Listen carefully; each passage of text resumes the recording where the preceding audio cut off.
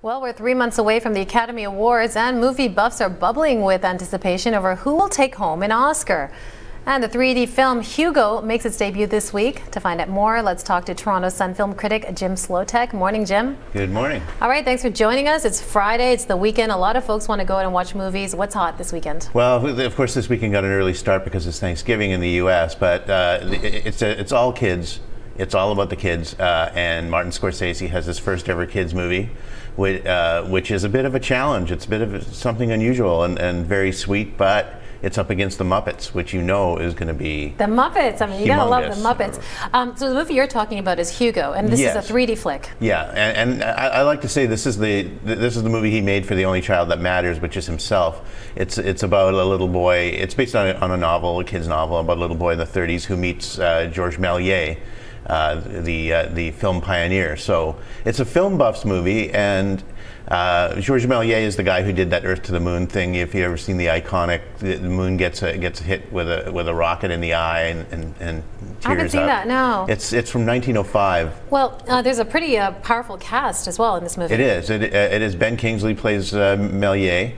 Jude Law plays the orphan's dad, who's obviously not there forever because the kid becomes an orphan. Right. Chloe Moretz, who people might have, the little girl who people have seen in Kick-Ass. You can say Kick-Ass, right? Well, you've said it now, so it's too late to take it back, right? It's a movie. Well, I understand it's a very sweet movie. What do you give it, a thumbs up or a thumbs down? Definitely thumbs up, but I wonder if kids nowadays will watch a movie about French silent films. Well, they definitely will watch the Muppets.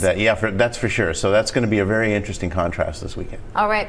So let's talk about Oscars, or the Oscar buzz. What do you think? It's building big time. The movie My Week with Marilyn is coming out this week, and that people are touting Michelle Williams for yet another Oscar nomination. She's a pretty incredible actress. She seems to get an Oscar nomination if she's in anything, and she's supposed to be very good in that one. I've not seen that one yet. The Descendants with George Clooney, I have seen that, and he's very good, and he's considered a dead cert. Viola Davis for The Help. There's things shaping up. All right, so anyone missing from that list? Well, you know, the documentary short list came out this week, and that's always a surprise because there's some really good films in there. Battle for Brooklyn and the AIDS movie We Were Here, but there's things like Senna, which was about the racing car driver, which was universally acclaimed, and anything by Werner Herzog. He did Cave of Forgotten Dreams, which was a spectacular documentary, and it's not on the list. And you were mentioning earlier sometimes that because these documentaries are so good, it actually works against them?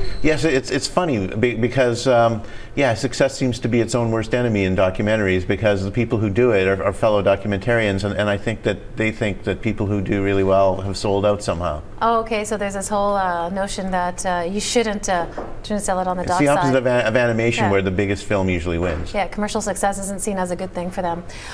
So what do you think about the Oscar host?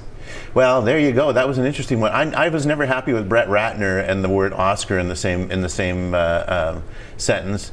Eddie Murphy, well, you know, I don't know whether that was a good idea or not. You know, every time he seems to make it big in terms of respect, like when he did Dreamgirls, he went and did Norbit, and now he goes up and down, right? Now he's hosting the Oscars, and he quits over a point of principle. So maybe he just doesn't want the respect. And Billy Crystal, it's like a blast from the past, isn't it? All right, thanks, Jim. Always thanks for giving us the entertainment update for the weekend. For sure.